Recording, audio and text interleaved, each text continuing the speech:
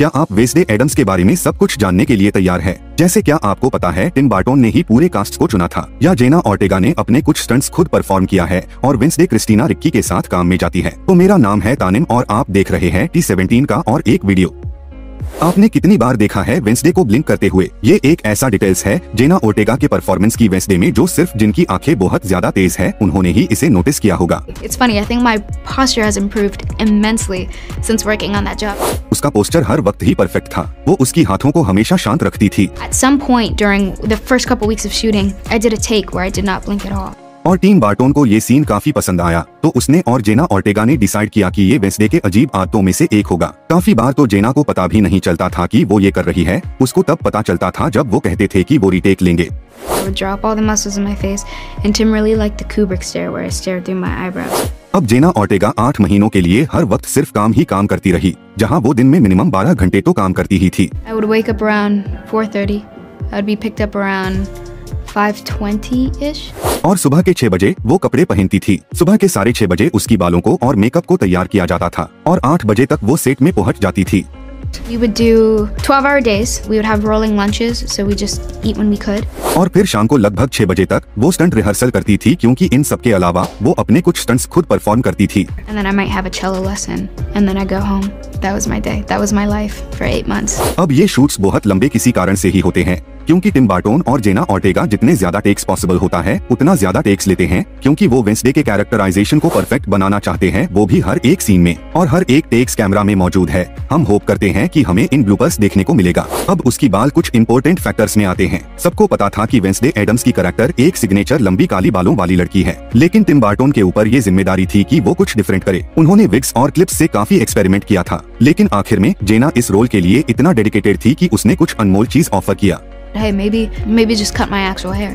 और बाद में उन्होंने ये सच में किया और उनको ये काफी पसंद आया। And then he loved it, and that was something that we married and we stuck to. अब शो में बहुत स्वॉर्ड फाइटिंग और फेंसिंग सीन था, और एक चीज जो जेना ऑर्टेगा को बहुत खास बनाती है कि वो अपने काम को इतना डेडिकेशन के साथ करती है। वो अपने स्टंट्स खुद परफॉर्म करने के लिए घंटों के बाद घंटे फेंसिंग और स्वॉर्ड फाइटिंग स्किल्स के लिए ट्रेनिंग करती है।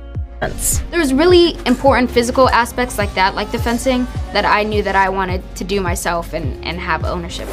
अब ऑडिशन देना मुश्किल था, क्योंकि जेना ऑर्टेगा न्यूजीलैंड में एक्स मूवी की शूटिंग कर रही थी। उसे 24 घंटे हो गए थे, वो अभी तक सोई नहीं थी, लेकिन इसके बावजूद इतना टायर्ड होने के बाद भी उसने ऑडिशन दिया। उसे सिर्फ 20 मिनट लगे ऑडिशन देने में, और जल्दी ही वो 8 महीने की शूटिंग के लिए रोमानिया निकल चुकी थी। अगर आपको चुना जाए ऐसे कैरेक्टर के लिए और आपको ऐसा डायरेक्टर मिले और ऐसा स्टोरी मिले, तो ये बहुत कंपाइलिंग हो जाता है। आपको नहीं पता होता कि आपको ऐसा मौका दोबारा कभी मिलेगा या नहीं, और मुझे पता था कि मुझे ये करना ही था। अब वेडनेसडे के लुक बनने के वक्त हर एक डिटेल्स इंटेंशनल था, और कोई भी डिटेल्स छोटा नहीं था। शो के डायरेक्टर ने उसके लुक के बारे में बहुत कुछ बोला है। उन्होंने कहा वेडनेसडे के लुक में सब कुछ इंटेंशनल था। जैसे कि वेडनेसडे की शूज को ले लो, वो नेक्स्ट लेवल है। जब आपने पहली बार वेडनेसडे को देखा था, वो अपने आइकॉनिक ब्लैक ड्रेस में थी, लेकिन शो के आगे बढ़ने के साथ साथ उसकी स्टाइल में चेंज आया। वो हमेशा चाहते थे कि वो अलग दिखे। अब शो का लुक कुछ इंपॉर्टेंट फैक्टर्स में आता है। रोमानिया एक ऐसी जगह नहीं है कि आप यूजुअली फिल्मिंग करते हुए देखोगे, तो ऐसे ईस्टर्न यूरोपियन वाइब को कैप्चर करना कास्ट्स और क्रूज के लिए एक बहुत बड़ा इंस्पिरेशन था। I did send a photograph of myself in my office to my agent and said, "Is this what your office looks like?" अब जेना ऑर्टेगा ने वेडनेसडे के कैरेक्टर को बहुत ही बारीकी से परफॉर्म किया था। जब शो रनर्स ने उसे वेडनेसडे के कैरेक्टर के लिए परफेक्ट फिट समझा, वो इस कैरेक्टर को प्ले करने के लिए बहुत नर्वस थी, क्योंकि वो चाहती थी कि इस कैरेक्टर को एक अच्छे परफॉर्मेंस के साथ जस्टिस मिले। Fencing lessons twice a week. I went to cello lessons twice a week. वो जहाँ भी जाती थी, वो वेडनेसडे की तरह चलती थी। वो सोचती थी कि लोग उसे पागल समझेंगे, क्योंकि वो इस कैरेक्टर के लिए इतना एफर्ट कर रही थी। I wanted her to be specific and certain and assertive. अब टिम बर्टन का नजरिया वेडनेसडे के लिए बहुत अलग था। जेना ने कहा था कि वो सबसे डिटेल्ड ओरिएंटेड डायरेक्टर है जिसके साथ भी वो काम करी है। The thing that makes Tim a great visual director is that he has an amazing sense of color and style. Tim को ये कहना पसंद था कि कैसे हर एक शॉट किस फ्रेम और किस टाइप के लेंस कैमरा में यूज किया जाए। Because he kind of liked when they were wide and a bit disoriented. वो हर एक कैरेक्टर को स्केच बनाकर खुद डिजाइन करता था। Goth comes to him very naturally. And Tim designed what the monster looks like in the show. अब ये show अधूरा था ओरिजिनल वेडनेसडे एडम्स के बिना। क्रिस्टीना रिकी ने नेवरमोर एकेडमी के टीचर मैरिलीन थॉर्नहिल बनकर कास्ट को ज्वाइन किया। आप सोच रहे होंगे क्या जेना और क्रिस्टीना के बीच कैरेक्टर पोर्ट्रेट को लेके झगड़ा हुआ था। The strange thing is we never talked about her being Wednesday once. लेकिन आखिर में शो के लास्ट डे शूटिंग में जेना ने क्रिस्टीना वाले वेडनेसडे का एक रेफरेंस दिया था। उन दोनों ने ये समझ लिया था और मान लिया था कि जेना का वेडनेसडे क्रिस्टीना के वेडनेसडे से डिफरेंट होने वाला है।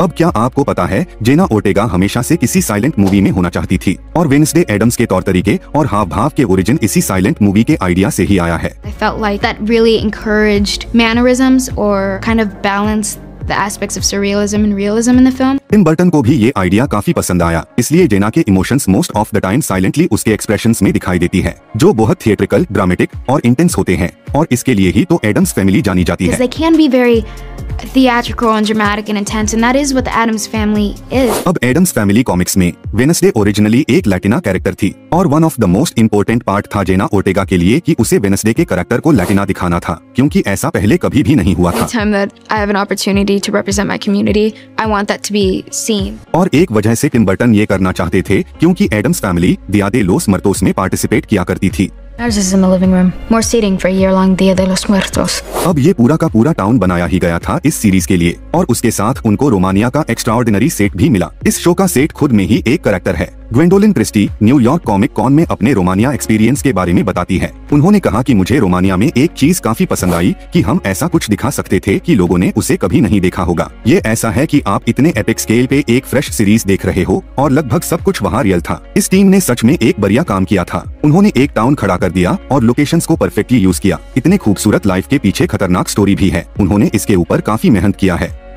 अब क्या आप सोच सकते हो, टिम बर्टन की तरफ से आपको एक ईमेल आता है। Jenna Ortega horror movie x के शूटिंग में बिजी थी जब नेटफ्लिक्स के साथ वेडनेसडे सीरीज को लेकर बातचीत चल रही थी। टिम बर्टन उसकी काम का फैन हो चुके थे और उन्होंने ही जेना को वेडनेसडे के रोल में इमेजिन किया था। उन्होंने उसे एक ईमेल किया ये कहते हुए क्या हम मिल सकते हैं। And I felt like I was being pranked or something.